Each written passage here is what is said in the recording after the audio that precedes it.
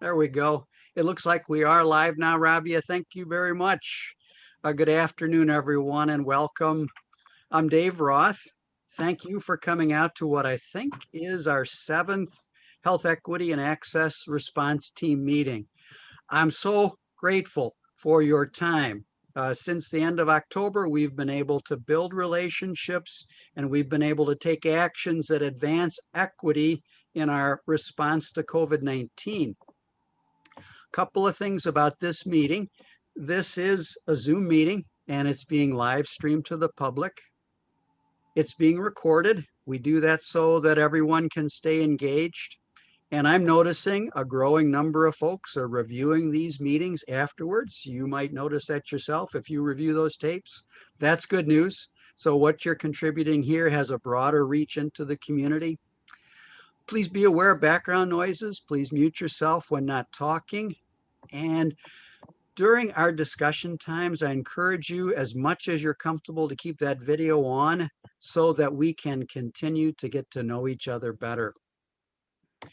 I want to recap, we are the team that leverages our diversity to create new solutions so that as we respond to COVID-19, the entire community achieves optimal health and no one is disadvantaged. We are the team that extends our solutions beyond public health professionals. We want to engage businesses, government at all levels, civic associations, human service providers, and others, joining with healthcare to change our habits and our ways of doing business so that everyone gets to have the best health possible. Third, we use data to guide us, and that data disaggregated by race, ethnicity, and other relevant identities.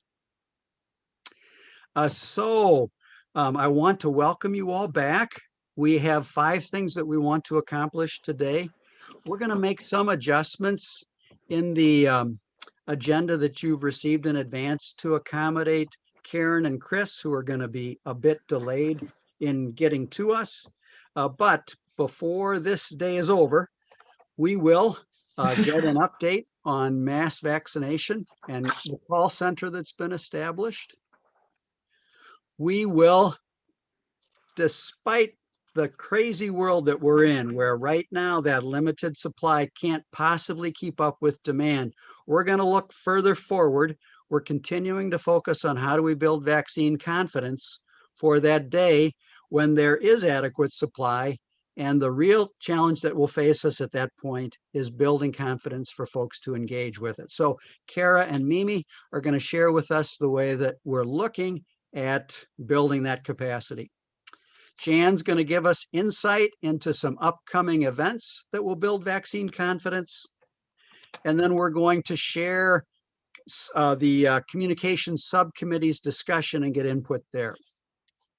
So that's our task today. And as we're going to hold off on Chris's update, I wonder, Mimi and Kara, if I could turn to you and ask you to take us into the building vaccination confidence. Oh, excuse me, forgive me. I have forgotten one very important item. We're building a team. And I want to see if there are new members of the team with us today. We should make sure that we're introducing folks who've not been with us before. Do we have anyone who is here for a first time?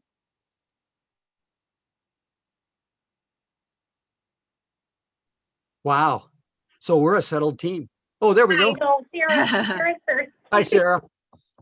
Hi, thanks. I'm happy to be joining you all. My name is Sarah Phelan. I'm the Executive Director of People Made Visible in West Chicago.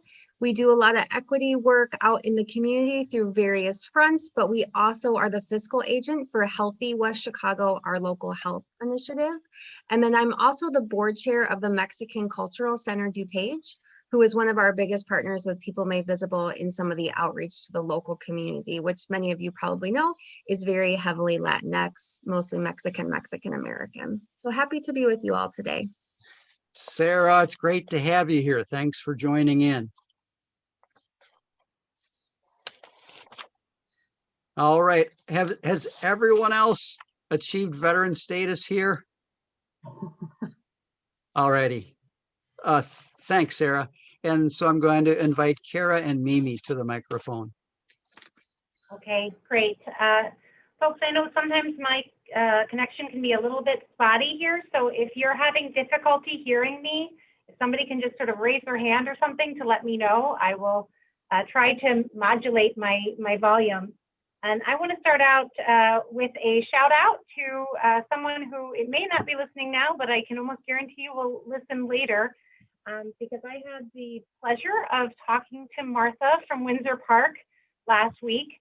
And she is actually a resident of Windsor Park who just got her vaccine for the first time, has been watching all of our heart meetings and had great feedback about what she believed created confidence amongst her community as well as the team at Windsor Park. So it was really a surprise and a pleasure to hear from someone that wasn't a part of this group that has been watching all of these meetings. And I just wanted to share that pleasure with the rest of you. So hi, Martha.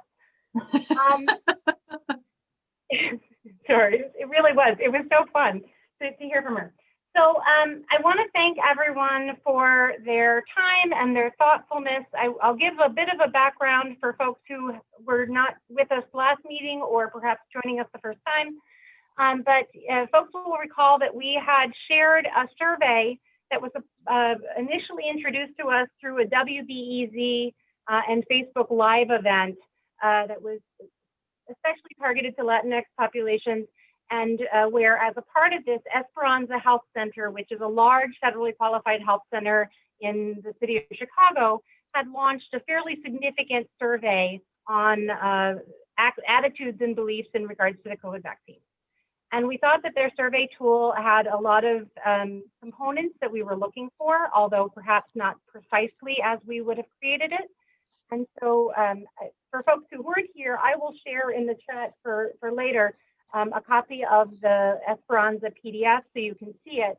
But what came out of that was a work group comprised of Sarah Troll's assistants always, as well as Mimi and Mila and I, taking that survey and some of the preliminary feedback that we received at the last meeting, making some changes that we thought aligned with the wishes of the group, and then putting it into a SurveyMonkey tool so that the rest of the team could review it and make any other suggestions that would be helpful, with the ultimate goal of taking this brief survey and being able to launch it via social media, and we'll have this discussion today, a host of other strategies in English, in Spanish, and in some other languages that we also need to determine.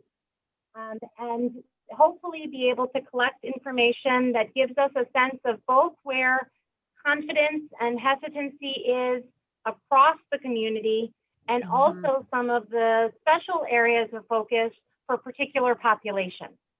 It is difficult to create and edit surveys by committee, so I am really grateful for everybody's work sharing their feedback. I'll share the main points that we received in regards to feedback and how we made changes to try to incorporate those.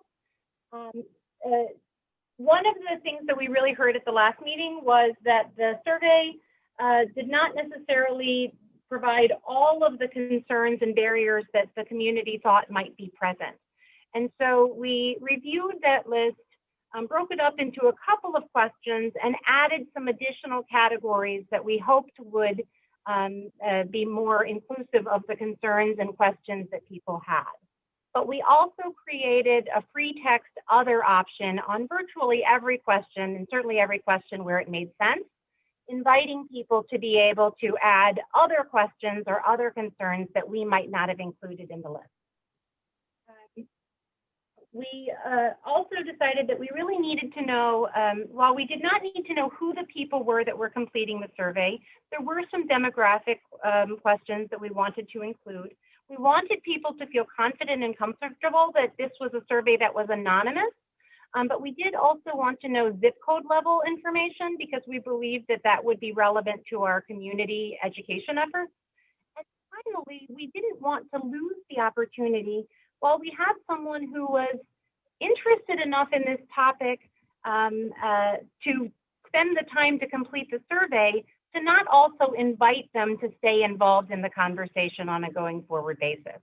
So the way that we brokered that to ensure that we were not creating any discomfort in terms of honesty of response and people needing to share a name at the end of the survey, we omitted that question. However, we invited individuals to share an email address or a cell phone number to alert us if they wish to be informed of future education opportunities or other ways to get involved in vaccine confidence building efforts.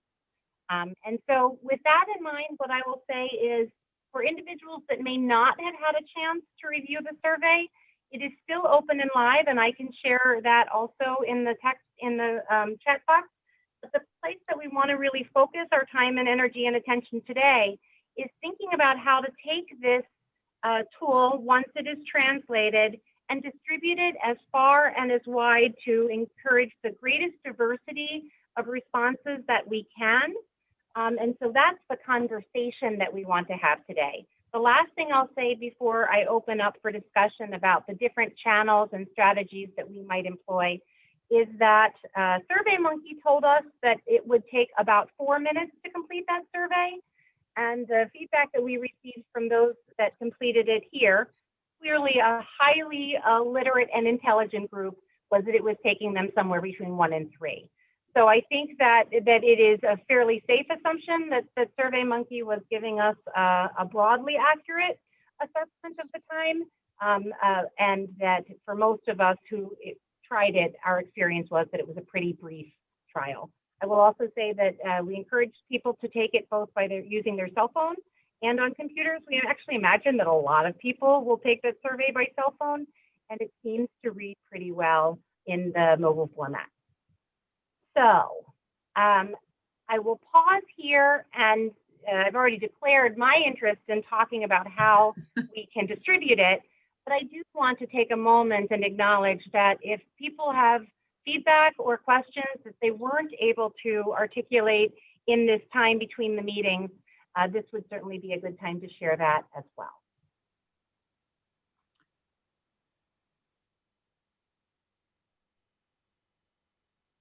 I'm not hearing any questions, which is not a bad deal. I'm actually thrilled for that option.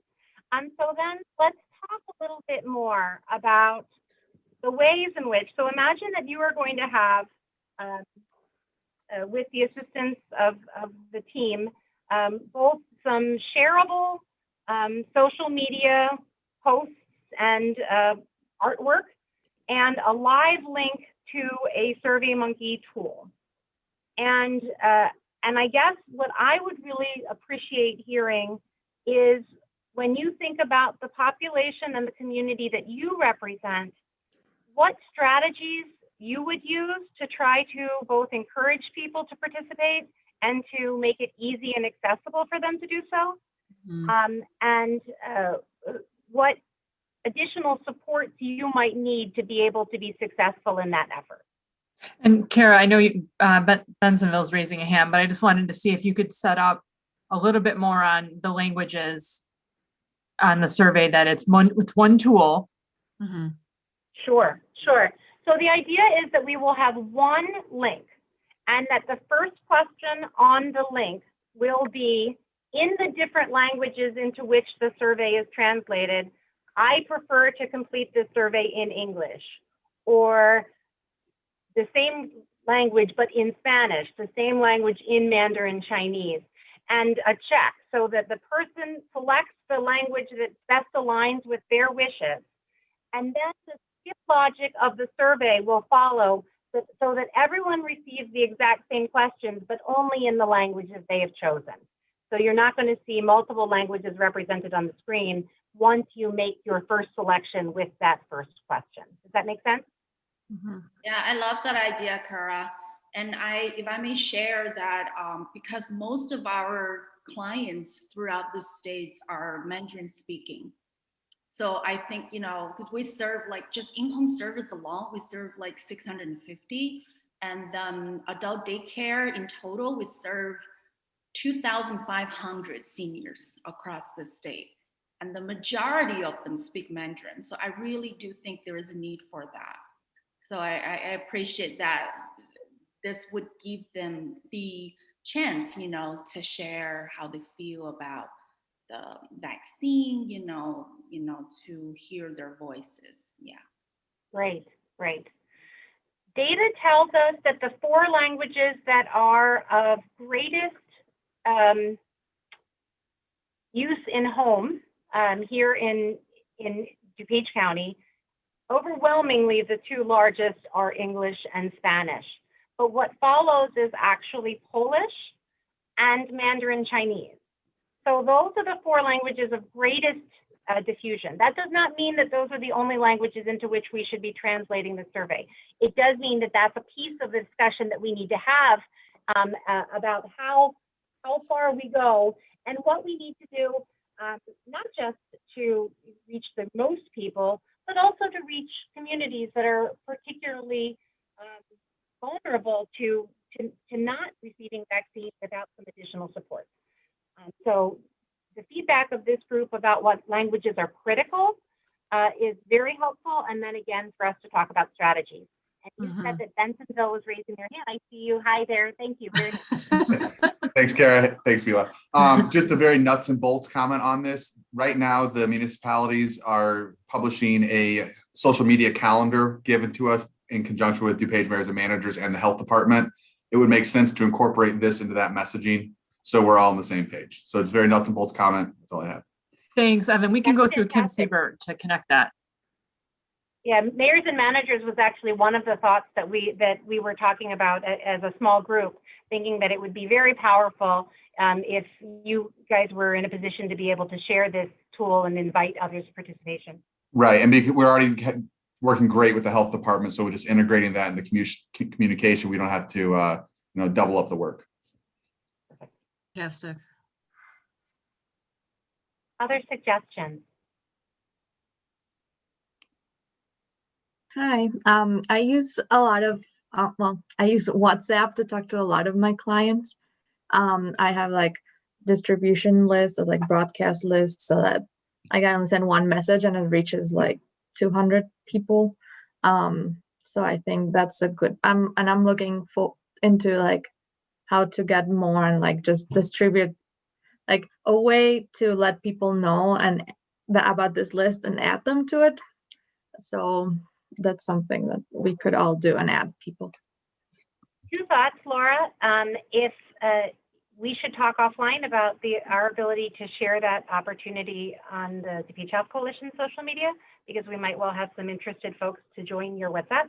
But I have a follow-up question. With the live link and the, some sort of visual medium, what would be required to be able to share it on WhatsApp? Is there anything else that you need, or does that translate easily from other social media posts into WhatsApp? What I usually do when I share like something I see on social media is I copy whatever image they have and the text that they put, and then I put it on WhatsApp. Like usually I can't share directly from social media. I have to like save it to my phone or like copy it and then put it in WhatsApp. Because if I share it directly from social media, then it'll be just the link to Facebook, for example. But if people don't have Facebook, then I don't know. So I just try to save it and like adapt it to that. Since SurveyMonkey is going to be an internet link, will WhatsApp allow you to put that text in and have it be live where people could press on it? Perfect. Yes, definitely. Yes, you can just say like, oh, this is the survey and this is what we're trying to know, and click here and then just share the link. Thank you for educating me. Are there other channels we should be using that the group has identified beyond sort of your mainstream social media channels, your Facebook, your Instagram, your, I don't know what else. But are there some that we're missing? Twitter. Thank you. Facebook. Mhm. And Facebook is and also can be used. Maybe another thing that we are trying to set up is to work with a texting company that they can set up like a public account, and we pay them some certain fees for each month, and then to get in all of our database, including our clients as well as our potential clients that we have collected a database. So we can just type in all the information and then pay the company and then send out group texting, because a lot of clients and future clients that a lot of nonprofits serve they're like hard to reach community, so they may not even have the resource to get on internet to go to Facebook or Instagram, but everybody has a phone. So that's the concern I was thinking of. Yeah, so we figure probably we're just wondering the most effective way to make sure that we reach out to as many people as possible is just to use the most traditional thing, the way to outreach them: texting. Phone texting. So we're trying to figure it out. We're talking to a couple of different companies. The DuPage House Coalition uses a company called Twilio. They are a very low cost and fairly low barrier resource around text messaging. And they also have a nonprofit sign up opportunity where you get the first thousands, I can't remember how many thousands of texts free before you get a charge. After that, it is still very reasonable. It's because, I agree with you, Sophia, it's been probably our most valuable tool, and it coincided with the pandemic, very frankly, but we're able to reach 4,000 Access to Page members in a span of a few minutes, and the response has been great. Almost everyone has a smartphone. Oh, thank you so much for letting me know. Hey, Kara, this is Mila. Can I ask a question that's just maybe a very government question, but when the person receives the survey, I want them to know it's from a credible source. There's a lot of scam stuff going on right now. And I'm sure that Twilio and these other ones have a way of doing that, but it would be good to know that you've used a vetted vendor before and how the survey is presented and that kind of thing. So I will share that where Twilio is concerned, and with an effort, you're absolutely right. When you get, we all get spam text messages all the time that we would certainly not want to click on or respond to. And so we actually include in the text messaging that it is coming from Access to Page. And we use some very consistent language at the beginning of each text so that people can identify that it's us. Excellent. Other comments, other channels? Are there pathways through email distribution? I'm curious, and I don't mean to put you on the spot, Reverend Briones. I wonder, when you think about how you would reach your parishioners, what approaches do you find are most successful? Well, as WhatsApp is definitely the most common, and also Facebook, because Facebook, we had St. Mark's had a Facebook private group. So this is why we keep internal communication. Texting is and also another way, taking more time. But we have to create a group. But for some reason, right now, WhatsApp people responded more. I'm trying to target them many ways, and WhatsApp is more effective right now for some reason.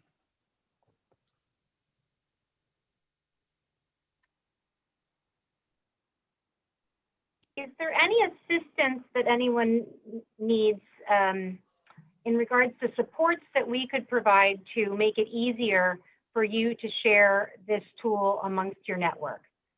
That may be an open question. You may need to think about it a little bit, but it certainly would be helpful we can create some pre-made Facebook posts, for example, that are very easy to tailor to your own community and share them. We really want to make it as simple as possible, and also make sure that we're in writing and that people feel comfortable and safe sharing their feedback.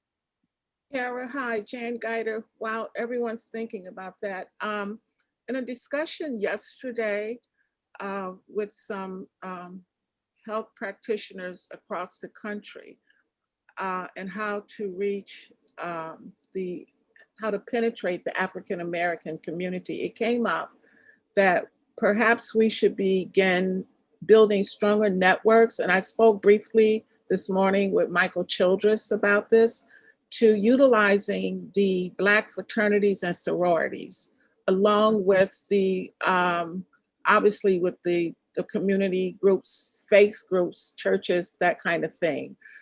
So we are exploring, I'm sure Michael knows how to do this a whole lot better than I, but we are exploring engaging the Black fraternities and sororities to help with closing that disparity gap, and hopefully to use them in a way, I should say to partner, I don't want to use them, but to partner with them so that as vaccines start rolling out, and I've been harping on this all week, we've got to find a way to engage our younger people, to advocate for our elderly people who may lack computer savviness, especially since so much is being done via text, via emails.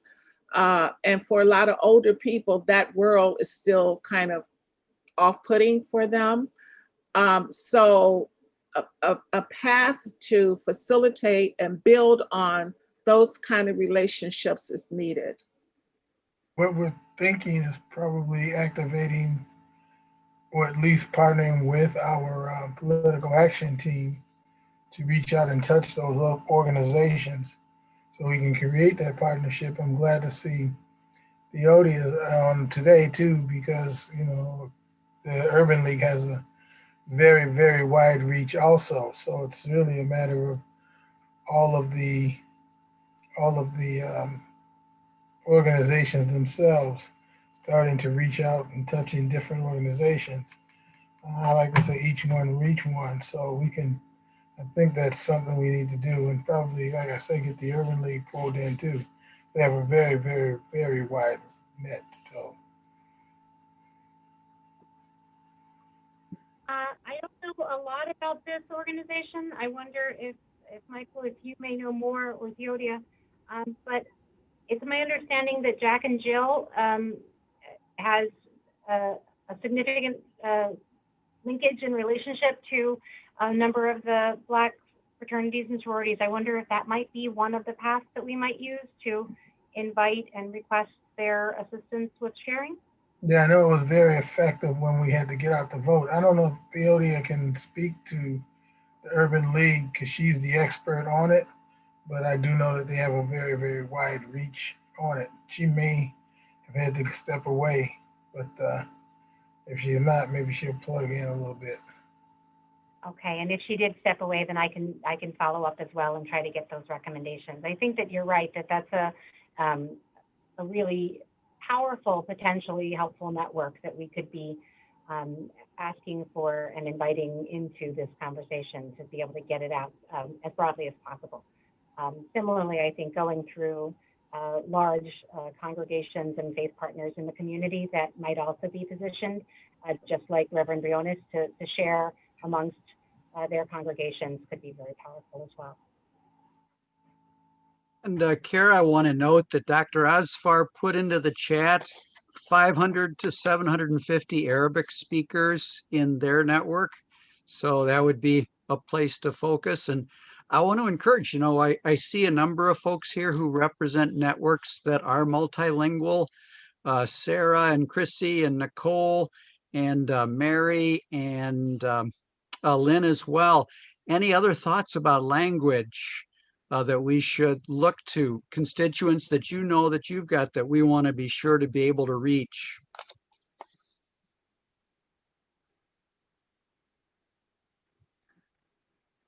I'm just agreeing with everything that I'm hearing from the other people. Actually, what I have to say about the coin is sort of addressing it from the opposite side. I'm getting feedback from constituents who are seeing people on Facebook talking about people posting that they've, jumped the line. They've figured out ways. And that's become more, quite an issue of people reaching out to say, hey, and it looks terrible because it's completely entitled, and it's a terrible look for the people who are doing it, of course. So that's some of the concerns that I'm hearing most right now is we want it, but we can't get it, and we're in this group, and how are others getting it?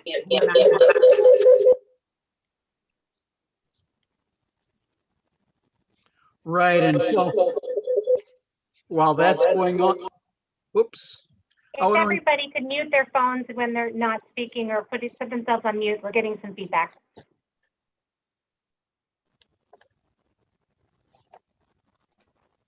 If I could, you would ask specifically about language.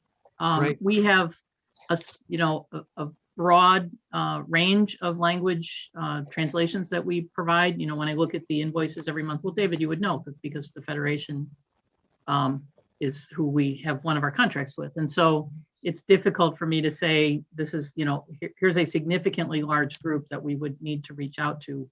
I think the ability to sort of translate the survey on the fly through the Google Translate mechanism is essential. I don't know that we have necessarily, I can go back and see if we have specific languages that Urdu, I know, is one that we use a significant amount of translation for, but I think I would ask the folks at LARC from the Federation, what are their maybe top 5 or 6.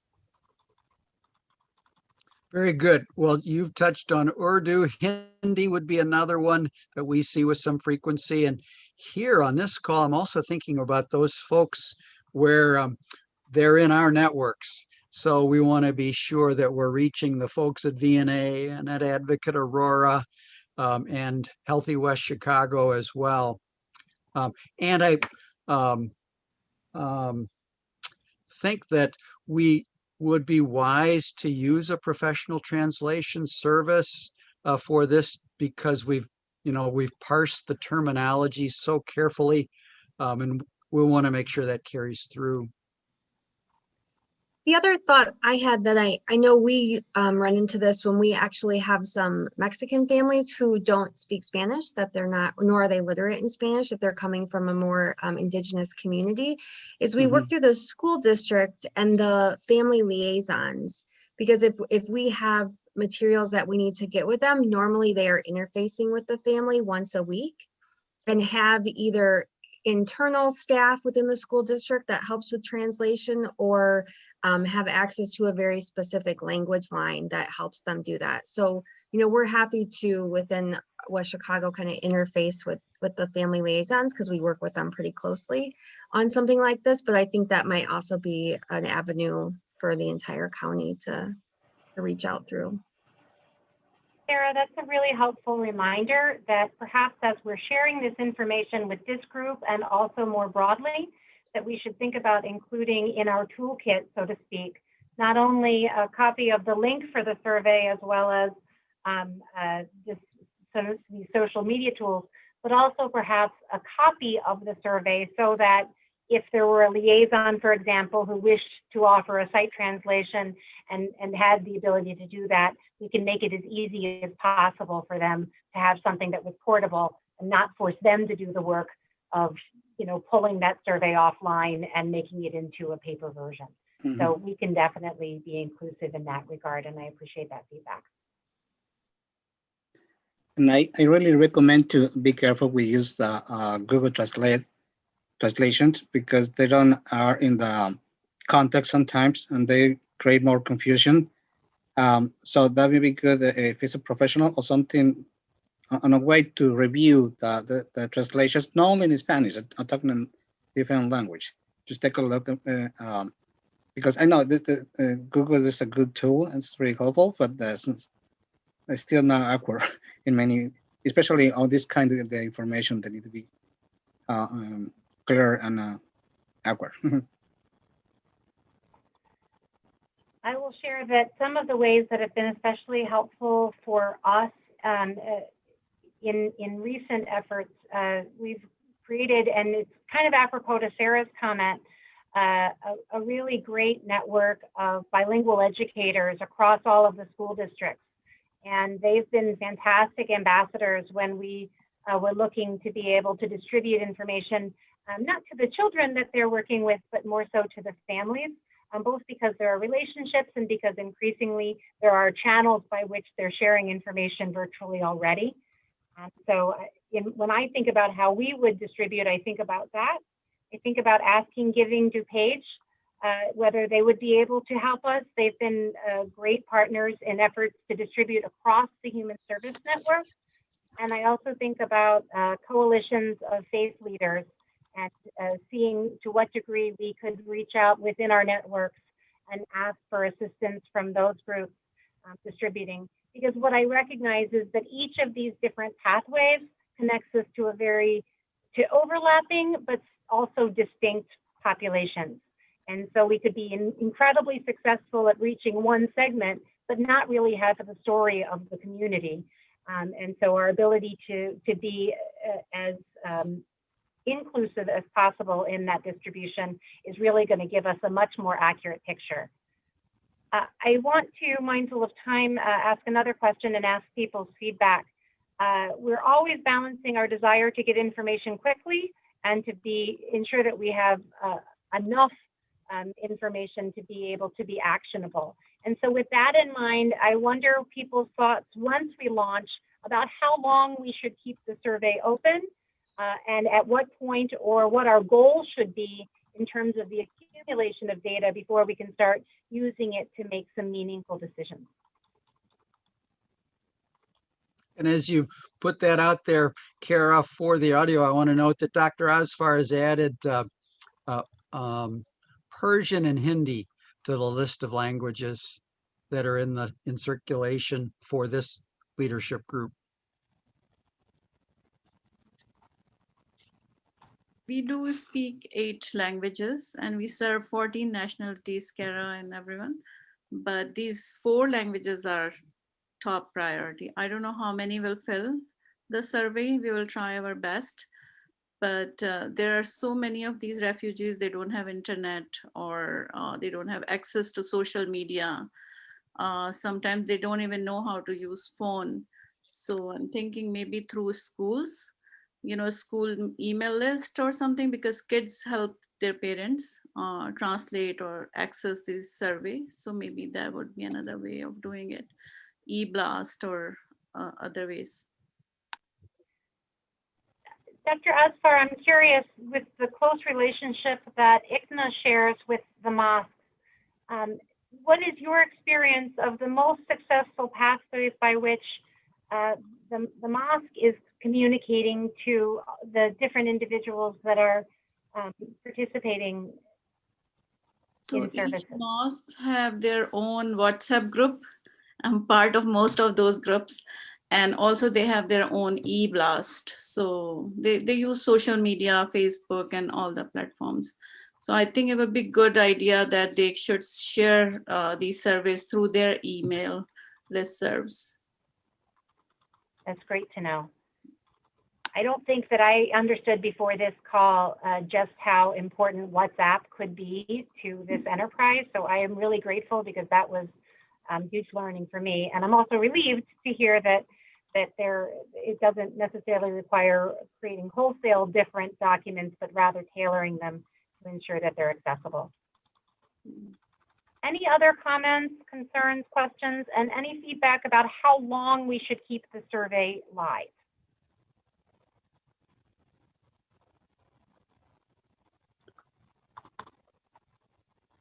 I think a week or not more than 10 days, because the longer it is, it will be very difficult. Like there will be no urgency to do that. People just put it back. My experience says you get a lot at the beginning and then just a little bit over time at the end, it becomes diminishing in its power. I would agree with about a week to 10 days. I know on patient surveys, they give you about a week to 10 days to complete them, and then the survey expires. So that I think that sort of goes in line with what's already being done. Also, we should build up to survey. So we should say this, before 1 week or two weeks before that the survey is coming, watch out, so build up to the survey would be great. Yeah. That's something we can certainly do. It's going to take us a little bit of time to get those translations in place. So if we could create some messaging that would allow people to say, stay tuned, where we need your feedback, we could use that time meaningfully. I don't know if we want to do it with this survey in particular or not, but we've done before where we've given preliminary feedback while it's in process, just to kind of like a little teaser, if you will, like 75% of people so far said this. What do you think? And that can sometimes motivate people to respond a little more engaging.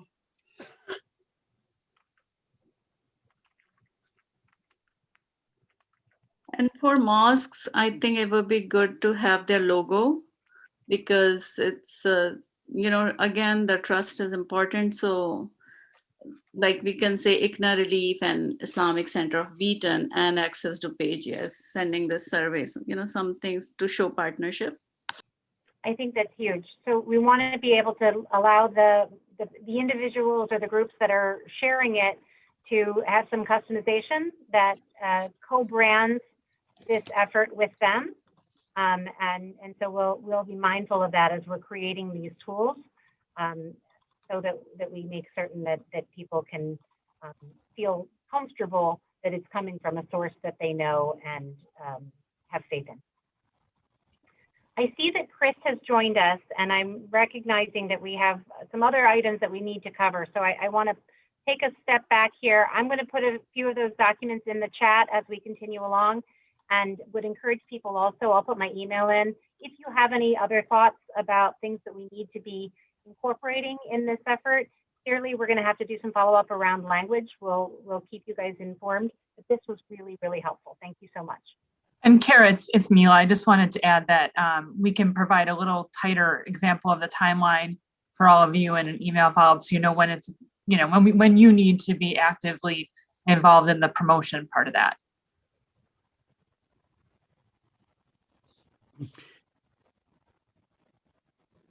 Kara and Mimi, thank you very much. And everybody, thank you for your input on that. And Chris, we welcome you to the meeting.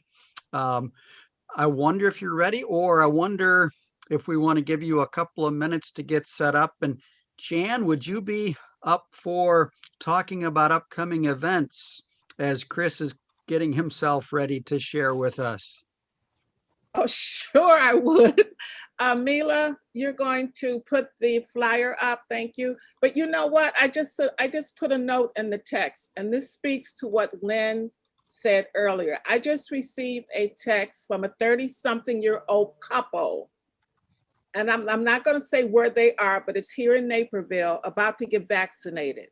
And when we have older people, people who have comorbidities, people who really do need this vaccine, I'm just puzzled how I know how they're able to get it, because they know the pharmacist, and I'm guessing they may have some overage or something, so they got a text, if you want to come, you can come and get this. We've got to deal with this. The overage situation is real. We know it's out there. We have to be intentional in our efforts to get those who are most vulnerable to this vaccine vaccinated, and take away this aura of people getting it because of who they know. I'm just bothered by that. Okay, so on that note, okay, I'm sorry, David, I'm so sorry. Okay, we, on Thursday evening, we are having our second COVID-19 conversation. And it really is a conversation. Yesterday, I was on a call, and I want to share this because this is why it has to be a conversation. And as I was explaining what we were doing, in that we are providing evidence-based data, good, solid scientific information to people. And yes, we are targeting those in vulnerable populations, but anyone is invited to attend, giving them the opportunity to ask questions And in the middle of me saying this older gentleman interrupted, and I don't, I'm an interrupter, so I don't mind people who do that. And he said to me, "Thank you."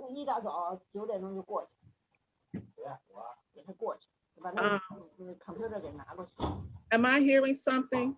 Yes, and I want to ask folks, if you're not speaking now, to please mute. Okay. He said to me, "Thank you, lady." That's what we want. That's all we want is the information. We do not want people telling us what we should do. And I guess that falls under consensus building. So that's what we are aiming to do again with this conversation.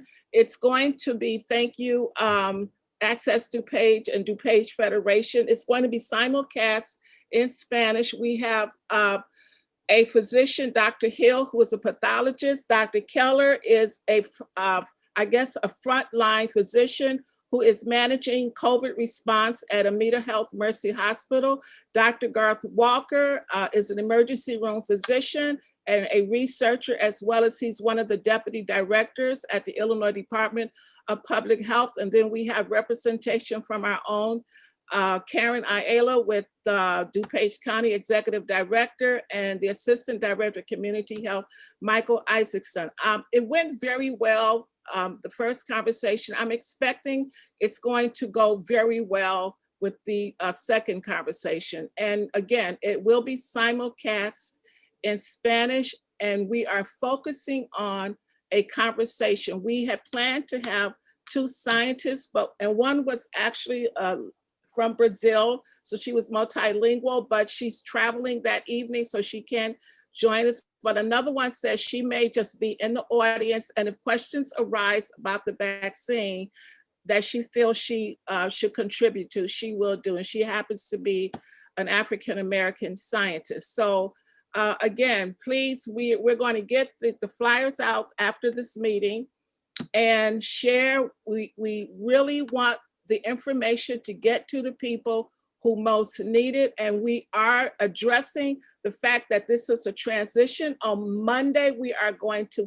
film, I almost forgot this, we are going to film some of the executive council members of the NAACP, and they are going to talk about the process, because for everybody saying I want the vaccine, it's not a linear process. They really had to go through a reconciliation of the history of what's going on right now and make that decision. So we want to share that process, hoping that for those individuals who may feel like it's a process for them as well, we can give them something that they can relate to. So again, Thursday evening at 7:00 p.m. and the flyers will go, we'll start distributing the flyers tonight. Thank you. Thanks, Jan. The first one was a great event. And as you look at that panel there, you see how well suited that group is to engage a wide audience. So I encourage that promotion. Hey, Dave, I have a couple other events since we're sort of on that area that I can share, and I'll do them in order. Next week on the 17th is one that we've talked about before, but it's the American Heart Association's event, the COVID-19 Vaccine Community Conversation. It has a focus on facts and myths about the vaccine, and then a specific focus on heart disease, stroke, and cancer patients, what they should know about the vaccine. They're also going to be addressing the rollout. So I just wanted to bring that one back to your attention, and we've circulated that flyer before. And then that same week, we have the COVID conversation Staying Alive that Jan just mentioned. And then the following week is one that Rashmi had just shared with us, called Healthcare, Racism, and the COVID-19 Vaccine, which is an EverThrive event. So it's a virtual immunization seminar on the 24th, and we'll share more information about this one, but their goal here is to provide an unbiased education and emphasize the importance of engaging trusted messengers in communities. So this rings true for our ambassador project that we're still working on and putting pieces together for, but all three of these events, I think, will bring out different engagement from our community leaders and from potential ambassadors. So we'll send this information out to you, but I just wanted to bring them to your attention as we talk about events and before we dive into the data that Chris is going to share. Thank you. Good. I'm Thanks, Mila. sorry. I forgot to mention that we are actually going to start recruiting health ambassadors at the meeting on Thursday evening. That's great, Jan. Thank you. Thanks, Jan. And Mila, thank you too. And Chris, I want to invite you to the mic and thank you for coming in. I know you've being pulled in many directions, and I want to give you a heads up. You heard Jan's concern coming from the community about vaccination and folks who are getting into the media, including social media, for acquiring the vaccine, even though they aren't in the appropriate sequenced groups. And I want to give you a heads up as you're coming in now that Lynn raised a similar, Lynn, I hope I'm not misstating that, as we were doing a little feedback session about surveying on vaccine confidence. So I want you to be aware that that conversation's out there as you're undertaking your sharing. And welcome. Excellent, thank you. And thank you for the flexibility on time. We've got good news and bad news, and the hard work of trying to get more vaccine to DuPage is ongoing. So if I have to jump off, it's because we're trying to get more for our communities. Can you see a full slide or the presenter view? You're in presenter view, Chris. Oh, okay, thought I swapped it good enough. Looks, there we go. Gone. There. Okay, you've got full screen? No, you're toggling.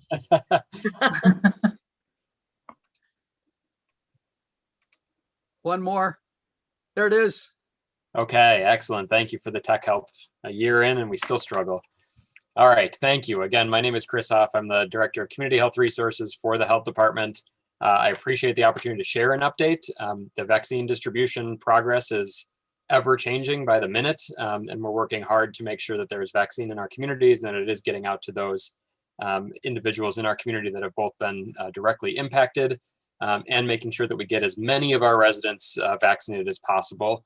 Vaccine is one of the tools that will get us out of this pandemic.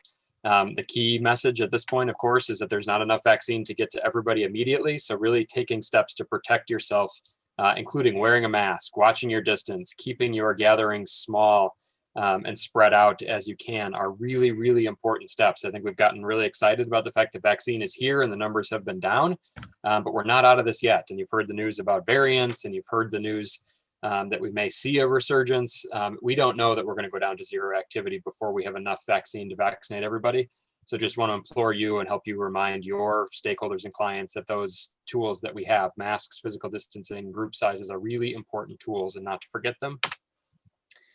So I have great news and I have frustrating news to share on this slide in terms of how we're doing. How we're doing is very good. We have administered over 116,000 doses to DuPage County residents, which means that almost 31,000 people have been fully immunized with 2 doses, and that now represents just over 3% of our population. Now, those aren't enough, right? We want to get to 80%, 90% of our population being fully vaccinated, and that's all dependent on how much supply of vaccine we have.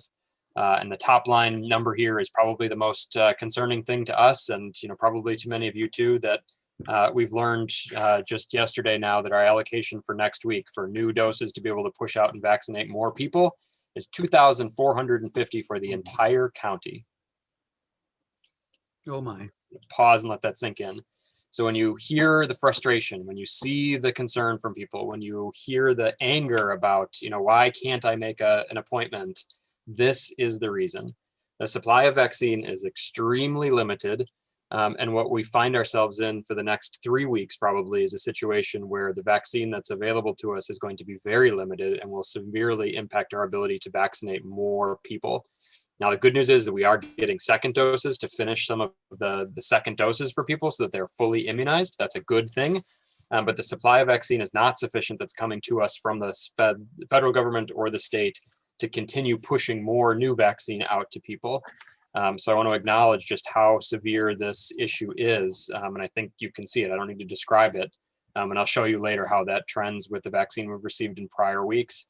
But I think it's important for you all to recognize this, we together as a group to recognize and help people understand in the community why vaccine is not more readily available immediately. Because I think understanding that helps to empathize with people, help them understand why they can't make an appointment or why they can't get to that vaccine immediately. Flopping back to good news, you can see on the chart on the right that yesterday we had the highest number of doses administered in DuPage County since we started. Just under 7,000 doses were administered yesterday across the county. So also an important figure for people that, you know, it's hard if it's not you that got vaccinated or your family member or your friend, but to know that, you know, 7,000 people were vaccinated yesterday. Our rolling average, 7-day rolling average for vaccines is about 4,000. So 4,000 people every day are getting vaccinated, and that number goes up. You can see it's gone up consistently since the middle of January. So we are very fortunate to have a broad network of providers who are ready to vaccinate. They can do many, many times more vaccine administration than the vaccine we're getting. And we are very much prepared to push that out. Where we stand right now, we're not in a race against other counties. We're in a race to get all of us back to normal and to fully vaccinate our population. But we are pleased and proud to say that in DuPage, we are leading the collar counties in getting that percentage of our population fully vaccinated, both based on the vaccine that we have received and the administration rate of getting people in. We are very lucky to have such a broad network of providers in DuPage that are vaccinating. This is not just the health department. This is hospitals. This is health systems. This is medical offices. This is the FQHCs. These are retail pharmacies all working together to get vaccine out as quickly as possible. I know one of the major questions for us and for this group has been, well, tell us about those who have been vaccinated. And this data is reported to the state by every provider. That's where it goes when they report that. And so we've been working extremely hard over the past 8 weeks to get access to this data and better understand. So this is the inaugural review of the data we do have. And thanks to Dr. Chug and her team and really working with IDPH to access this data.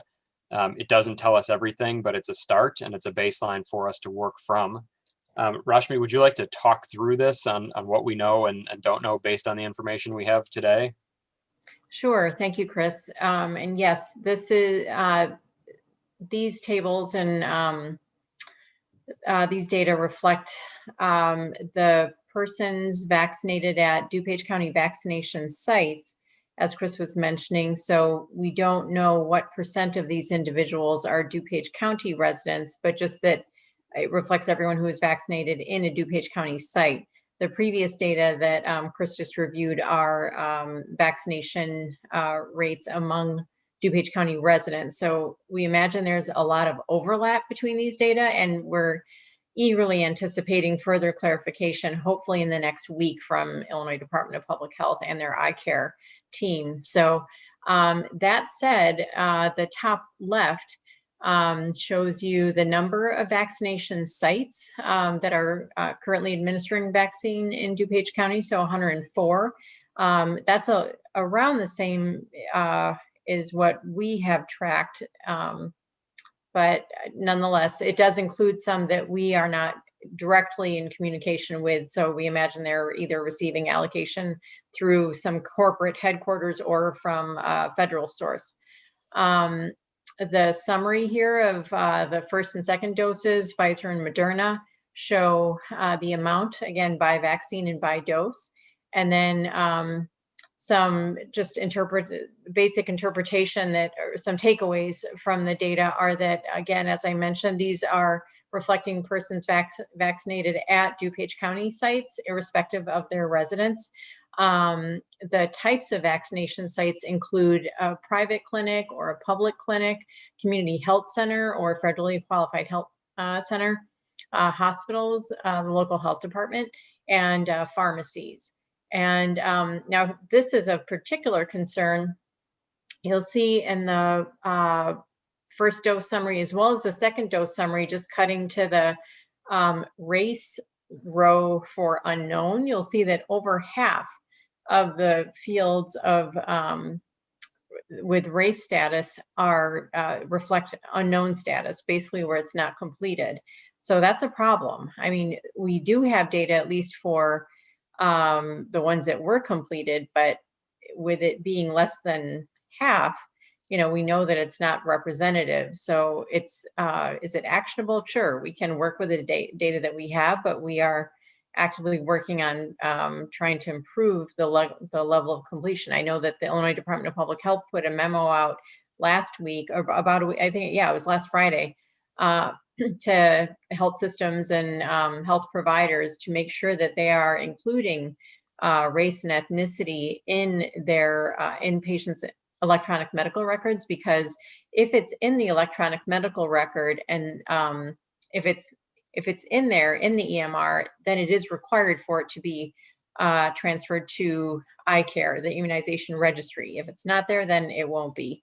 So working on that, they've had some changes in ethnicity, which is there's a separate column that they're going to be sending us the data where race and ethnicity were combined. And that was not included in the initial data set that we received. You'll see from the age group breakdown that for the first dose, at least, that about 37% are 65 and older. So encouraging, but we want to make sure that the appropriate populations as eligible are receiving vaccine per the earlier discussion. You'll see that in the second dose summary, since the transition occurred more recently into phase 1B, that it's actually closer to about 19% that are in the 65 plus age group. And then just also of interest that approximately 2/3 of those vaccinated so far are female. So we're not sure if that's a reflection of the 1A group of healthcare personnel and long-term care facility residents, or if it's a self-selected behavior to get vaccinated. So we're trying to understand that a little better as well.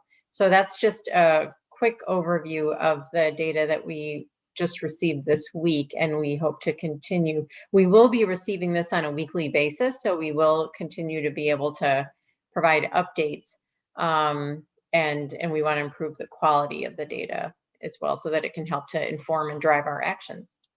Thank you, Chris. Back to you. Thanks, Rashmi. IDPH just today posted some additional information on their website related to the statistics about those, the demographics about those that have been vaccinated. I'll put a link to the chat there, but if you go to that page where they've been posting data about how many vaccines have been administered, there is some now county level breakdown as well. So excited that finally came. We've been asking for it, so I hope that's part of this group's advocacy, is that it's been heard. We need that data to know where we're having success and where we need to redouble our efforts. So I'll put a link in the chat when I'm done here.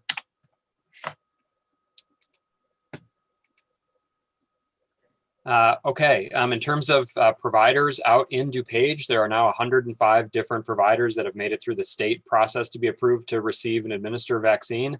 It represents providers in all of these categories. So again, this has been part of our strategy here in DuPage, is to really increase the number of providers that have access to vaccine. Unfortunately, not all of these providers, and really next week, very few, single digits, are going to be getting vaccine from us because of the extreme shortage in supply. But it is our expectation and plan that as vaccine supply goes up, all of these sites will have vaccine. Those providers are represented across the county. We continue to add to this list and really make sure that there's geographic diversity in where these providers are located. One reason that we are not posting a specific list of what practice has what vaccine each week is that we know the extreme interest from individuals in getting vaccinated leads many of the places that are getting vaccine, even the retail pharmacies and hospitals, to have hundreds of people show up or call looking for that vaccine. So in an effort to make sure that our small providers who are really focused on their high-risk patients, we're not putting out a list every week of every provider that got it. We've been pushing to communicate and make lists available about the retail pharmacies, hospital clinics, anything that's open to the general public. We've been pushing that information and would encourage you to share. But if you're getting questions about, why can't we know every place, it really is trying to balance, some amount of capability for these small providers to do what they need to do and not get hounded about having vaccine from clients they may not be serving at that point. The amount of vaccine available has tanked, and this is really frustrating to us. If we had projected this, we certainly would be holding back some of our mass vaccination plans or watching the messaging a little bit more carefully, because we totally recognize that announcing giant plans to vaccinate thousands of people doesn't go over well when you don't have the vaccine to follow that up. So we learned just this week that our allocation for next week would be 2,400 doses. It appears that it'll be very low for the next 3 weeks. As the inventory catches up with some of those second doses and as the federal production and allocation of vaccine goes up. We have asked the state to detail where vaccine is going, so we have a better understanding if there's vaccine going to other jurisdictions, other efforts, other organizations, that's more clear to people. But at this point, all we know is that what's in our control next week is a very small number of doses, and that is the single most important rate limiting step in getting more people vaccinated. When we find out about our allocation, so there's lots of questions about well, how do we make decisions about the vaccine we do have that are very important. So once a week, the federal government makes an allocation made available to Illinois. Illinois then tells DuPage County what's available to us. Just this week, we've started to get a little bit more insight into 2 and 3 weeks out that are just projections. So really, we're still working on kind of that next week. Here's what you're going to have. As soon as we know that number, we're in contact with all these different providers to assess whether they still have inventory on hand, who they're going to be vaccinating over the next week, how many doses they can use, and looking at geographic and equitable distribution of those doses to these providers. And we have not had a single week where we've been able to provide vaccine to everybody that wants it. A reminder about who can provide vaccine. This is a question we get a lot too, so I want to give you this information so that you can answer questions. Vaccines are a medical product that has to be carefully stored and monitored and have to be administered by medical personnel. So we've had a lot of requests from organizations and groups to say, well, just give us 100 doses and then we'll figure out how to get it out to our clients. And unfortunately, it doesn't quite work that way. So we're working with these providers, the 105 now across the county. They can request access from us once they've been approved by the state. And then they can work with the community groups and organizations to be able to vaccinate individuals when that vaccine is available. As we look at making decisions about where vaccines should go, we're trying to take into account how those vaccines will be used and for what clients or individuals. We have started and incorporated some considerations into those decisions that look at geography and look at individuals who may be at higher risk based on considerations from the CDC's tool called the Social Vulnerability Index that looks at socioeconomic status, it looks at housing, it looks at transportation options, limited language, people who speak more than one language or English is not their first language at home. Disabilities, 15 different factors. And when we look at that, CDC is able to rank, and we have access to a geographical depiction of the areas that have the highest needs based on those factors. These communities aren't new to you, they're not new to us, but it's a way for us to quantify which communities are at highest risk and where should we be spending more effort to direct vaccine. And you can see on this map, the darker the color, the higher the level of need. And so you can see pockets in West Chicago, Glendale Heights, Addison, Bensonville, a little bit of Westmont. So some key areas that are not a surprise to any of you probably, but are important as we face tough decisions about how to direct a vaccine, that we share those considerations with you and anybody else that's looking to secure vaccine. Some other considerations about how to evaluate requests and to ensure an equitable distribution of that vaccine. Things that we're looking at from providers who are requesting vaccine are whether those clinics are open to everyone. So whether they're for a specific group of people or a sector, or whether they're open to a broad swath of the community. Whether more than half of the people to be vaccinated are coming from one of those high need areas. Whether the clinic itself is located in one of those 10 census tracts that are the highest need. And then whether those clients are serving individuals who may be covered by Medicaid or uninsured as a proxy for those individuals that have potentially less access to some other site. We also look at week to week whether there's a high priority group like residential group homes, people with disabilities who live in group home settings, or high risk medical conditions. We may choose to allocate vaccine to those groups to ensure that those high risk groups are taken care of. So these are considerations that go into how we make those decisions about vaccine. In terms of the groups and the timeline, you all have seen this before, and I would just kind of reiterate this 1B group. we initially projected would take about 12 weeks. That includes 270,000 people. Those are people older than 65 and frontline essential workers. You all likely saw the announcement from the governor this week that he was expanding the 1B group to include people who were 16 to 64 with medical conditions that put them at higher risk. Our rough calculations, and we're still working out exactly what this projection looks like, but that could mean about 174,000 more people that would be eligible then in that 1B group. And again, facing a situation where we have just 2,400 doses of vaccine next week, we understand the concern that people have who are now in that new group wondering, well, does that mean I'll get vaccinated next week? And the reality is it's going to take several weeks before vaccine supply picks up and we're able to get to this group. So we really need help managing the expectation and the concerns and the frustration from people that, they want to be vaccinated tomorrow. We all want that for everyone, but the vaccine supply is just not sufficient to do that. A couple of communication tools. I can't remember if I shared these last time or not, so they're on the slide. You'll have access to these. These are some different tools that are available to you to help share information about the vaccine process. And you've got links to those to be able to access separately. And with that, I'm happy to take questions on this. Dave, I know you identified a couple of questions that we can talk about, but I will turn it back over to you to facilitate. Sure. So are there questions for Chris? And I want to acknowledge that there is this issue of the feeling in the community as a result of this low availability of vaccine, and then the media attention, including social media, to folks who are getting the vaccine who don't appear to be in the queue. So we're not going to let go of that one. We want to figure that out because it's in people's minds. But with all of what Chris has just presented, are there questions, comments, concerns? David, should I ask Chris about the question I asked you earlier, or should I wait until the end of the meeting?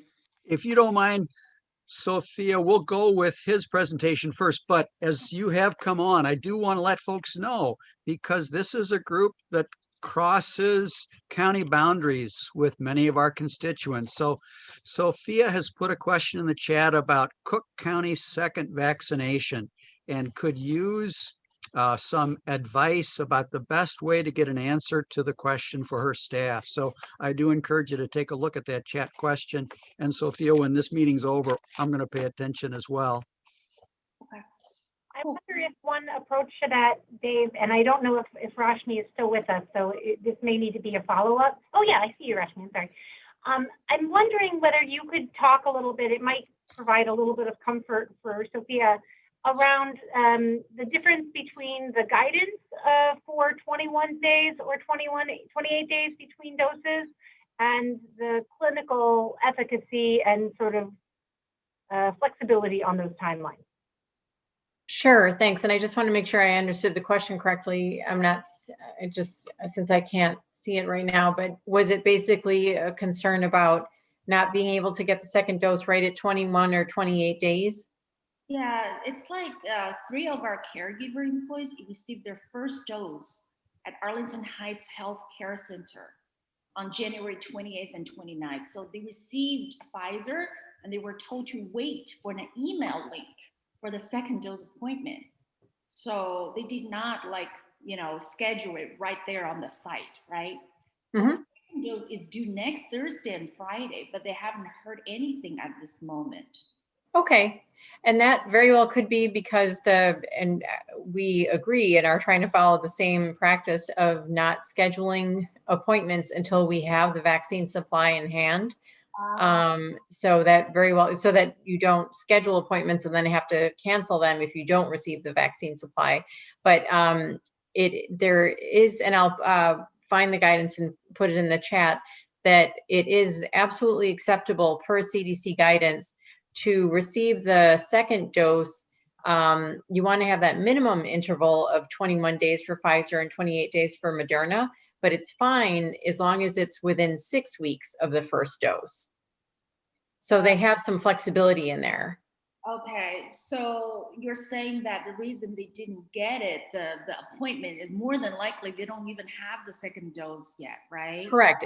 I would anticipate that they'll receive the second dose, but they're probably just not scheduling the appointment until they have the vaccine to administer to them. That's not unusual. So they're hopefully still on track to get it at around 21 days or 28 days.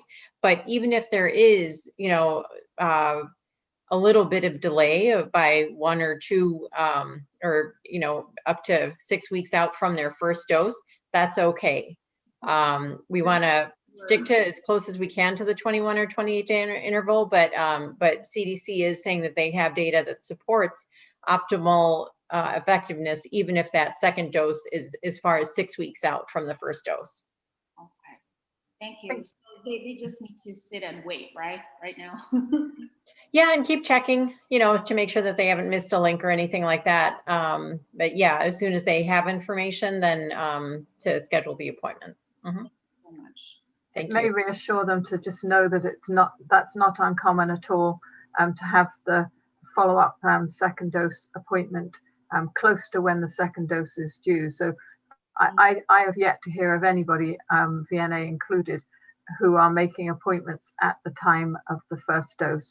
We're just not doing it. So what they were thinking would happen, that they would get their appointment at the time they had their first dose, I don't think is happening anywhere. So Correct. I'll bet you're right, because ideally, if no one is scheduling until they have vaccine supply, none of us has 3 weeks of vaccine supply to be scheduling the second dose in advance. So may we all reach that point sometime soon, but we're not there yet.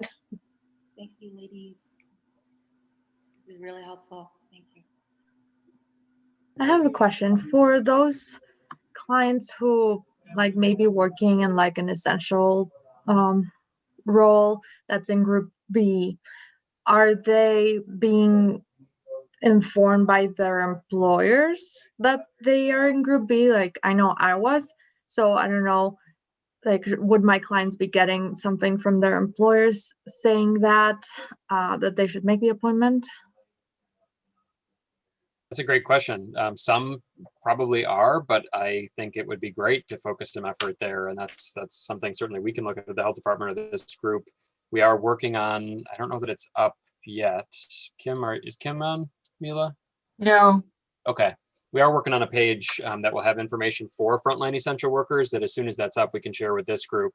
That would be one more tool to be able to distribute to contacts in those. And we can share with certainly the employer side to make people available of the options that they have. Because that's, a lot of people know the groups and some people have no idea. And every bit of education is useful. So I'll see if that's up. If it is, I'll link to it here. Thank you. And the employers, I'll also just speak to that too. Many employers are interested in hosting and have expressed interest in bringing vaccine to their locations. At this point, the vaccine supply is so small and variable that many of the providers that can do those things aren't able to commit even to say, yes, we'll be there on this day. So we know that employers are interested. I think that will become a much, much bigger part of their strategy, both for partners in DuPage, the retail pharmacies as they finish the long-term care facilities. But again, with so little vaccine, very few providers are able to commit to doing that for employers, even ones that do raise their hand now and say, I'm ready to do that. Chris and Adam, I know you're both online, can you take a minute and just talk a little bit about the balance of, we have over 100 vaccine partners now, and then we have our fairgrounds site. So it looks like we have the biggest site, but that doesn't mean that we're necessarily administering the bulk of the vaccine. Sure. Chris, you're on mute. You want to take that one? No, go ahead. Adam. Sure. Well, yeah, I'm on site at our fairgrounds facility, our mass vaccination site today. And yeah, to Mila's point, we have 105 approved providers in the community in DCHD, and this community vaccination site that you've been hearing about this week is only one of those locations providing vaccine in DuPage County. To date, I think we're providing roughly 10%, maybe a little more than 10% of all of the doses administered in DuPage County. So yeah, I think it is important that while there's a lot of attention on this facility and this site being the community site, recognizing that it is really only representing 1/10 of the overall capacity and opportunity to be vaccinated in DuPage County. And that is intentional. That's a strategic design for us because we know we're going to be doing this for several months, and we want to make sure that everyone in the community is reached over time and that we've built that capacity. And that building of that capacity not only is for efficiency, but for access across geographic locations throughout the county. So yeah, thank you for bringing that up, Mila. No problem. And then Dave, the other question that I saw in the chat, and you probably have saw some too, is the frustration that everyone's feeling over the line jumping, or maybe people taking advantage of vaccine opportunities that don't fall into the system. And we can't figure maybe all of those out, but if we can just have a little discussion about what we are doing about keeping people in the system and working through that. Let's do. Thank you, Neil, for segueing us back. If I could, I want to add a little input. In the last couple of days, I've had 2 conversations with 2 80-year-old friends, and I have been stunned by their take. They are hearing all the messages about difficulty getting vaccine and confusion. They're not getting the message that there's a limited supply. So they're in a space where they're presuming it's out there because other people are getting it. And I'm feeling a heightened sense of urgency on my part to make sure they're aware. And I can't tell them to slow down or chill because they really need this. I understand that, but I can share with them the data that says they need to be aware that it's a very limited supply. And even if the number of people who are eligible are far exceeding right now the number of doses that are available. And they're smart people. They can process this and start to make their decisions from there. So that would be one thought I had. And just to piggyback, I'm sorry. So just to piggyback on that, one of the thoughts that I had was around Jan shared with us earlier that she was doing a lot of great outreach, some workshops and educational seminars of hard to reach or vulnerable populations, the African American population, the Latino population in DuPage County. I'm just wondering, as we're doing these webinars and seminars, is there information built in that explains, the vaccines may not be available right now if you're interested. However, we're waiting for vaccine supply to catch up so that we don't create the illusion and educate all these people, but then they try to go get the vaccine and it's not available to them.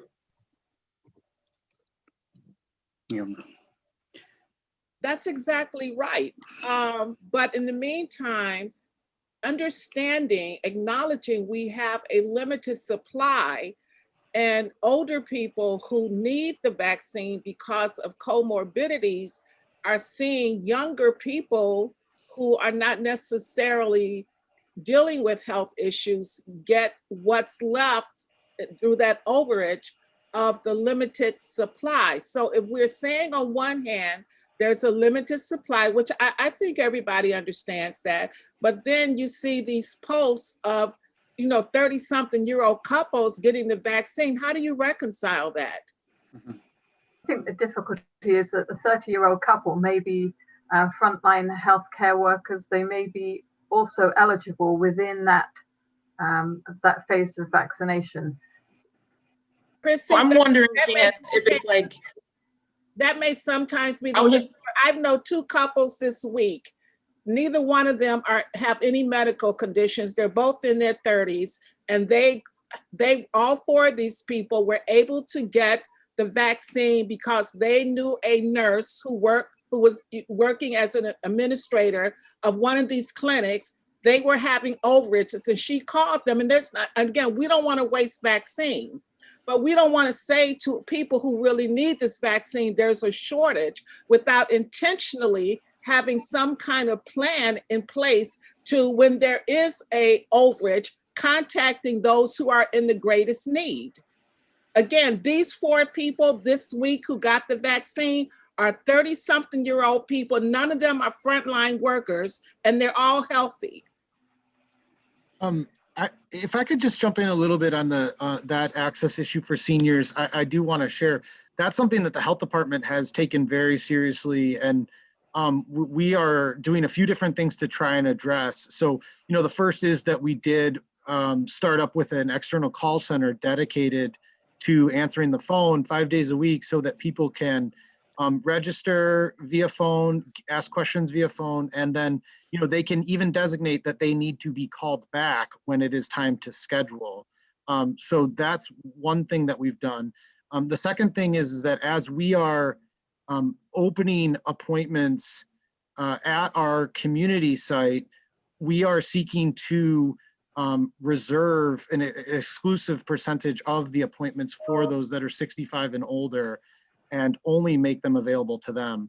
And the last thing that I would add, and this was actually kind of surprising to me, is in that data that Chris shared when we finally got demographic data from IDPH, to see that actually 34% of the doses have gone to individuals 65 and older. So I was pleasantly surprised because I do agree, Jan, absolutely. The disease burden and the comorbidities, the severe health outcomes essentially have disproportionately affected the age group. And so, it's something that we're monitoring and taking very seriously. And I'm glad to see that at least some of our partners must be vaccinating that group to see that it was at as high as 34% so far. And Adam, that's actually going to improve a lot, because that 1A group is within that 34%, right? So, I mean, Right, it's going to get much better. It's a good point, because most of the data that we have is we're saying, okay, well, that primarily reflects the 1A group because that's mostly where we've been, but we're finishing the third week of 1B. So it has improved, I'm assuming, and I expect that it will. I do see that somebody, Lynn, you've had your hand raised for a little while. Yeah, so Lynn. I want to give you a chance. Thank you, Adam. I appreciate that. I have a few questions. Before I do get to those questions, I do want to just circle back to that. Since this is about health equity and access, that's what we're talking about. We're talking about that this is inequitable. The way, what I'm talking about are the social media posts where it looks like someone just scored Hamilton tickets and they're saying, hey, I figured out a little shortcut. Let me know, I'll text you. And that's just totally inequitable. And that is not accessible. So to Jan's point, when there is, of course, we don't want to waste one dose of this vaccine. So how is there not a list right next to when you have, this is the final call, right? Final call this phone tree. If you can make it here in the next hour, you get a vaccine. I get it. And I don't want any to go to waste, but I do think that this committee specifically about health equity and access needs to address this one step beyond just going, gosh, it's a shame. That's it. I'm really hearing a lot of feedback and comments. So I just wanted to make that point. Thank you for that.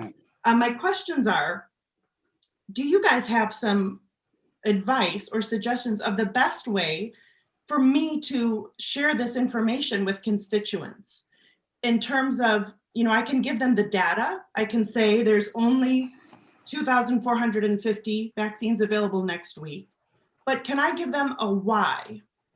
Is there anything that you can help me so I can explain it to people? Because I agree with you.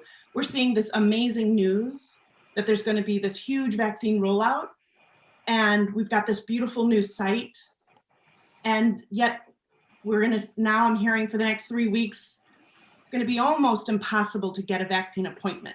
So is there a way that you would suggest I message that to my constituents so I can best communicate with them? And part B of that question is, can you please let us know how many vaccines are available statewide so we can compare how much proportionally DuPage County got for next week? Because I think I'm very interested in seeing that discrepancy in numbers. Thank you so much. Thank you, Lynn. I'm hearing three concrete things. Looking at this question also raised by Jan, that is, what's the protocol when a site has more than they can distribute through their established mechanism? What's the screen they're using to make sure that that's equitably passed out in some other way? So we want to figure out what's that what's the equity strategy or lens for that? And can we then reduce the actual experience of folks who are inequitably jumping? Second, that we all understand that there's a limited supply. Can we get a message about that we could all get together with and send through all of our networks in all of the contexts that we need to get that out with a why part of it is in there. And your last question had to do with how are we doing with the rest of, in comparison to the rest of the state. Good. Beautifully summarized. Thank you. Thanks. I want to make sure it's heard. And I want to make sure around the table here, we're now a couple of minutes past our closure time, but I want to make sure that we have gotten a chance to hear from everyone because this is mighty important. Did you want me to try to respond to those, or did you want to, or were you fielding more questions? I mean, I'm happy to. Let's, Adam, if you don't mind, let's start with the input side. Other thoughts, comments, reactions, and then I'll ask you if you would jump in. Sure. Hearing none. I want to add something. Oh, Dave. there we go. Yeah. Yeah, there's a lot of information. Everybody's watching news, broadcasting in his own language. And many of this referring to the different places, like in news, talking about the Chicago area. People from West Suburban, they're getting confused with this information. That they, I know there's a lot of anxiety with the people looking to try to get the vaccine. And I know there's some areas they offer a vaccine when they have a certain number of cancellations that people don't attend for the vaccines. So they know they need to be distributed because they can storage, they need to go out. I know some cases that happen. I hear that's, but again, all this information out is so confused sometimes. Like right now, like Walgreens, Jewel, CVS, they are start distributing the vaccine. They need to register. And even this registration is something confused because I hear from people, they open, they start registering, and also the question they're asking, they are a little confused. I know that the Walgreens in specific, they try to know or if they are they qualified for that vaccine or not, So when they try to do or redo, they have no access anymore. Everything is changed. All this kind of information make the people so confused, and I understand, again, it's a lot of anxiety, but I don't know, it's something we can do. I hear many good things right now, but this is what happened out there already, So in terms to the DuPage, what we can do, about that, how can we answer, I understand there's a limitation of the vaccines right now, but it's what we hear right now here, but the people, what is looking out there is something else, like you hear from Genius, why these people getting this vaccine and why these people not, so all these things are confused. Thanks, David. Thank you, Reverend Miguel. So in the first part of what you said, I'm also hearing our need to equip folks to deal with the messaging that's coming saying, go here, go there. And folks are chasing around and getting very frustrated that it's not resulting in a vaccination.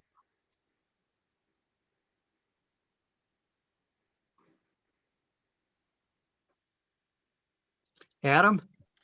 Okay, all right, yeah, sorry, I just wanted to make sure we got all the input. I'm gonna take them in a few different pieces here. So I do want everyone to know that at least for this site, we do have a backfill list and a backfill process. So we are doing two things to ensure that every dose possible is used. And that is, of course, there's clinical management that is real-time management of the number of appointments scheduled, the number of doses on hand and brought out for that day, drawn up for that day, and the flow of appointments. So are there cancellations or no-shows, and are there backfills that have to happen? Now, I would say that the backfill list is primarily driven, as all of our appointment notifications are, based on the categorical eligibility. So are you in 1A or 1B? And then in the order with which you signed up on our site chronologically. There is not a great way to prioritize 330,000 people in DuPage County who all want the vaccine at the same time. And so we've believed that the most equitable way for us to do that is follow the federal and state guidelines first on categorical eligibility, and then who's been waiting the longest, and offer those opportunities in that order. And we hope that that is at least temporary, because when supply catches up, it will be easier to get broad swaths of appointments out, and not have to rely on that so much. But for now, that is how we're managing our real-time day-to-day backfill process. The county portion, I appreciate Lynn's question greatly, and what we're getting compared to the rest of the state. And the very honest but disappointing answer to that is we don't know. And that is the number one challenge that we have currently working with IDPH, is we don't have a great deal of transparency about how much they're getting and how they're deciding what goes where from there.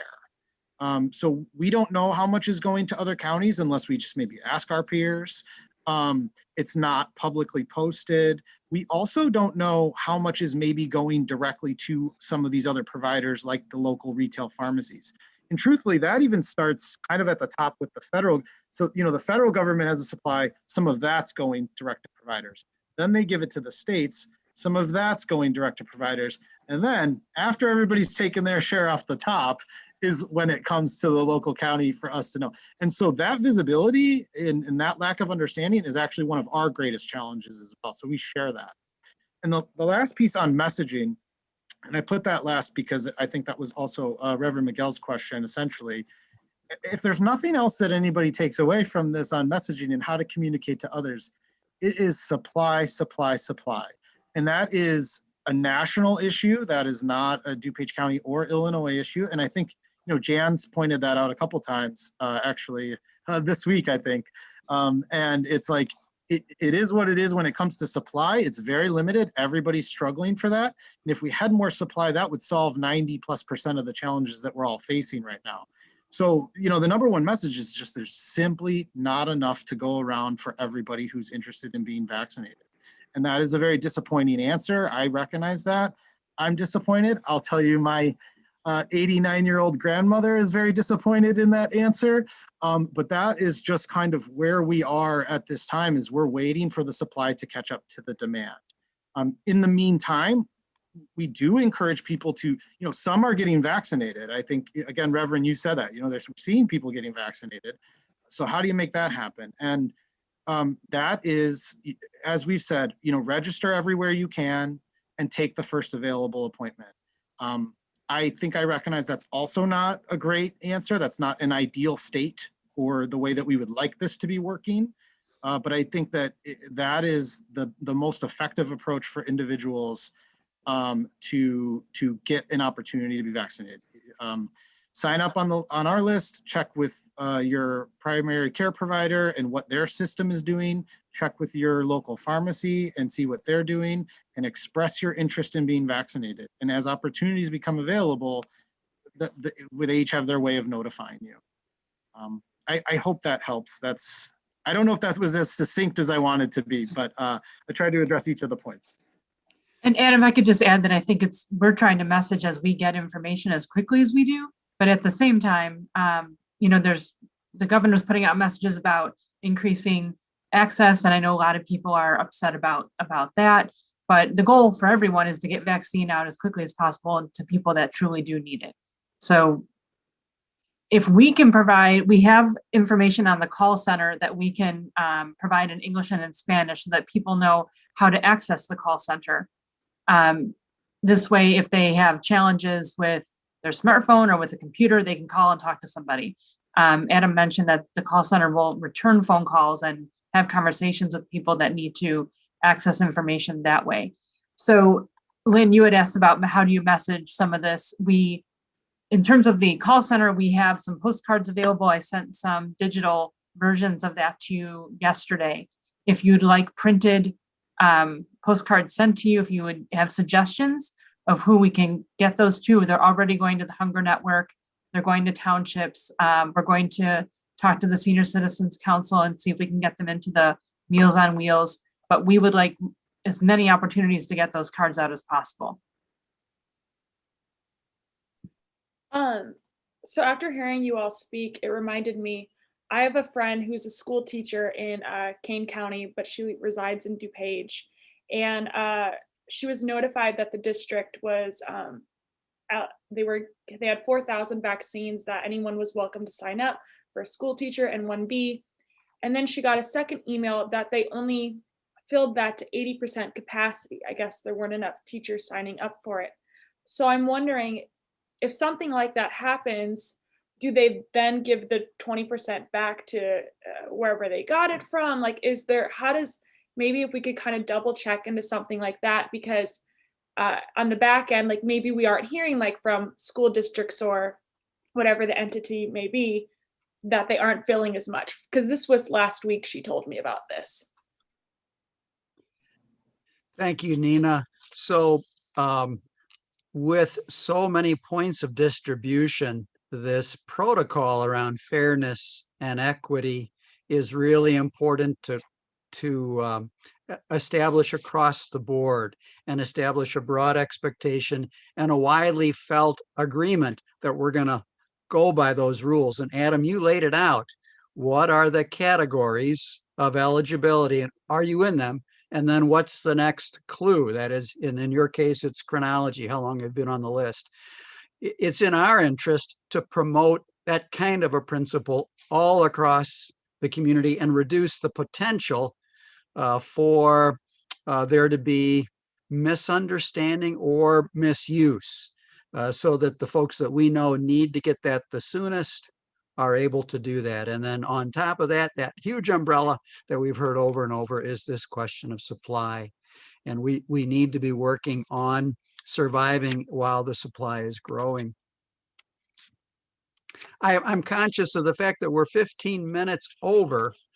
I want to make sure, because we've touched a lot of bases, that we're not leaving something uncovered or unsaid. We did not come to the communications subcommittee discussion and the Health Ambassador Project.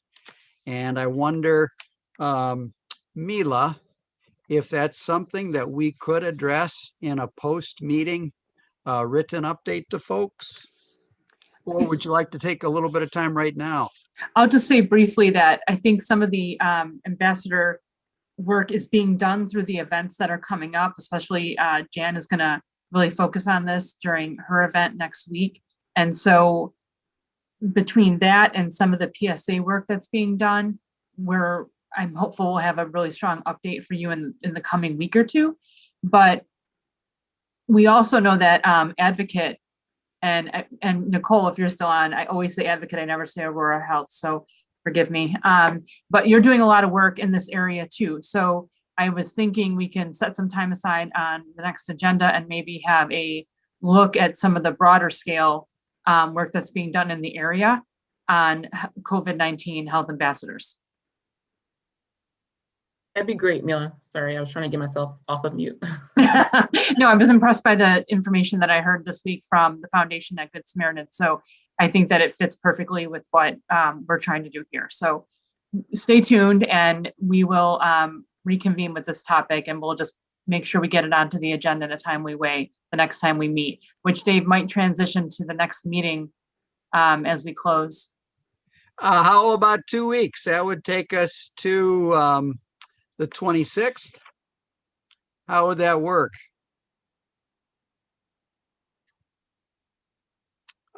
There we go. I'm seeing some thumbs up. So we'll do that in 2 weeks. And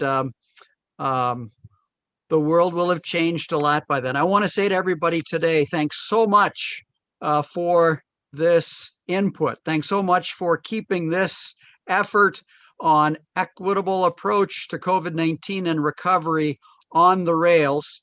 and for the wide-ranging discussion that also keeps us very focused. A special thanks I want to make to the health department, which has kept us so well informed and so up to date on what's going on, so that we as leaders in the community can transition that into communication with our constituents and building confidence in vaccination. So everybody, I want to say thanks for coming on today. Thanks for those contributions. We look forward to reconvening again in